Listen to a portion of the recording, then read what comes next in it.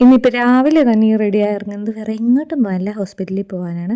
സിസേറിയന് മുമ്പായിട്ട് കാർഡിയോളജിസ്റ്റിനെ കണ്ട് echo test എടുത്ത് ഫിറ്റ്നസ് സർട്ടിഫിക്കറ്റ് വന്നാൽ മതി എന്ന് ഡോക്ടർ പറഞ്ഞിട്ടുണ്ടായി.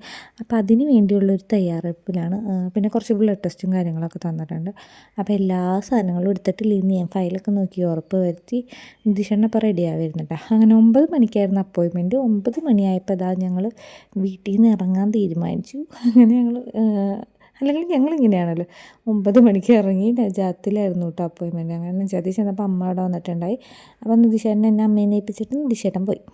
അങ്ങനെ പിന്നെ അവിടെ ECG എടുക്കാനുള്ളൊരു കാത്തിരിപ്പായിരുന്നു. കാരണം അത്യാവശ്യം നല്ല രീതിയിൽ തന്നെ ECG എടുക്കാനായിട്ട് പോസ്റ്റ് കിട്ടി. അങ്ങനെ കുറേ നേരത്തെ കാത്തിരിപ്പിന് ശേഷം ECG ഒക്കെ എടുത്ത് ഡോക്ടറെയൊക്കെ കണ്ട് എക്കോയൊക്കെ എടുത്തു. എല്ലാം സെറ്റായി, ഒരു കുഴപ്പമില്ലാന്ന് പറഞ്ഞു. ഡോക്ടർ ഫിറ്റ്നസ് തന്നു. അങ്ങനെ പിന്നെ DDRC പോയാട്ടോ ബ്ലഡ് ടെസ്റ്റിനുള്ളതൊക്കെ കൊടുത്തത്.